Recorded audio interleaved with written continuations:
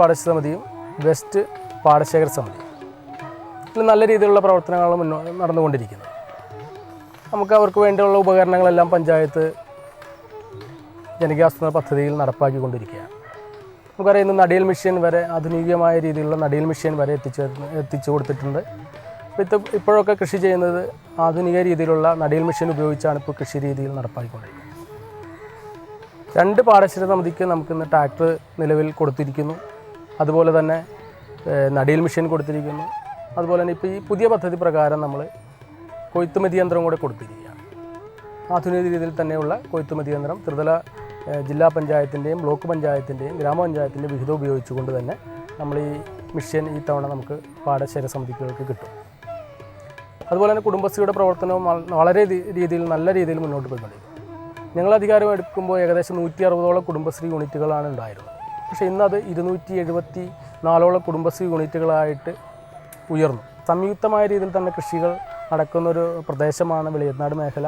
അതുപോലെ തന്നെയാണ് പശുക്കളുടെ നല്ല രീതിയിൽ വളർത്തുന്ന ഒരു ഗ്രാമമാണ്. ഇവിടെ ഏറ്റവും നല്ല രീതിയിൽ പാല് ഉൽപ്പാദനം നടന്നൊരു മേഖലയാണ്. പക്ഷേ ഇതിലൊക്കെ വളരെ പിന്നോട്ട് നമ്മൾ പോയി.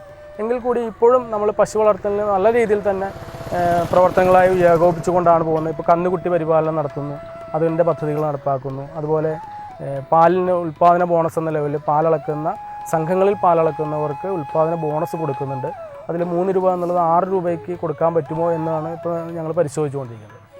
കഴിഞ്ഞ 6 വർഷമായിട്ട് വെസ്റ്റ് വെളിയത്തുനാട് നെല്ലുൽപാദക പാടശേഖര സമിതിയുടെ പ്രസിഡന്റ് എന്നുള്ള നിലയിൽ മുടങ്ങിക്കിടന്ന കൃഷി സ്ഥലങ്ങളെ കൃഷിയോഗ്യമാക്കി നെൽകൃഷി ചെയ്യാനുള്ള ഒരു പദ്ധതി പാടശേഖര സമിതിയുടെ നേതൃത്വത്തിൽ നടത്തുകയുണ്ടായി. അതിൻ്റെ ഭാഗമെന്നോണം 6 വർഷങ്ങൾക്ക് മുമ്പ് ഇവിടെ 25 ഏക്കറിൽ തുടങ്ങിയ കൃഷി ഇന്ന് 200ഓളം ഏക്കറിൽ വ്യാപിച്ചു കിടക്കുകയാണ്. അതിൻ്റെ കൃഷി ഓഫീസിൽ നിന്നും സർക്കാരിൽ നിന്നും ലഭ്യമാകുന്ന ആനുകൂല്യങ്ങളെല്ലാം ലഭിക്കുകയും കർഷക തൊഴിലാളികളുടെ ലഭ്യത വളരെ പരിമിതമായി ലഭിക്കുകയും ചെയ്തുകൊണ്ടാണ് കൃഷി ഇതേവരെ മുടങ്ങിക്കിടന്നിരുന്നത്. ഇവിടെ നിന്ന് ഇപ്പോൾ കുടുംബശ്രീ അതുപോലുള്ള സംഘടനകൾ രംഗത്തേക്ക് ഇറങ്ങിയതും ഒക്കെ കൃഷി കൂടുതൽ വ്യാപിപ്പിക്കാൻ ഞങ്ങൾക്ക് സാധിച്ചിട്ടുണ്ട്. ഇങ്ങനെയുള്ള സാഹചര്യങ്ങളെല്ലാം നോക്കുമ്പോൾ ഇനിയും കൃഷി വിപുലീകരിക്കുന്നതിന് വേണ്ടി ഇവിടെ 200 ഏക്കറോളം സ്ഥലം ഇപ്പോഴും തരിശായി കിടക്കുകയാണ്. ഈ തരിശ് ഭൂമി ഇനിയും കൃഷിയോഗ്യമാക്കുന്നതിൻ്റെ പ്രവർത്തനങ്ങളുമായിട്ടാണ് ഞങ്ങൾ മുമ്പോട്ട് പോയിക്കൊണ്ടിരിക്കുന്നത്.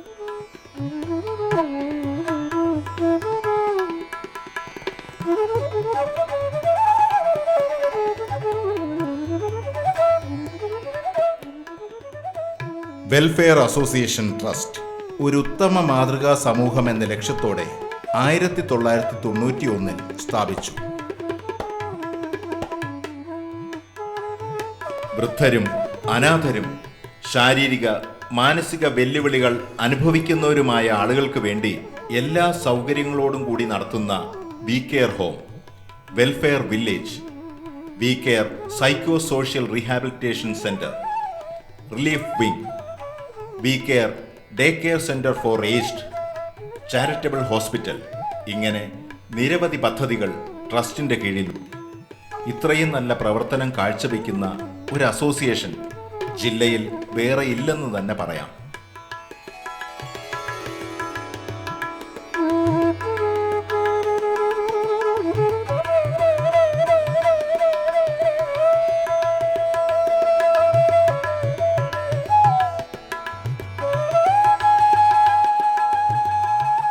അനുദിനം വളർന്നുകൊണ്ടിരിക്കുന്ന വെളിയത്തുനാട് ഗ്രാമത്തിൻ്റെ വളർച്ചയിലും ഉയർച്ചയിലും നമുക്കും കൂടെ നടക്കാം.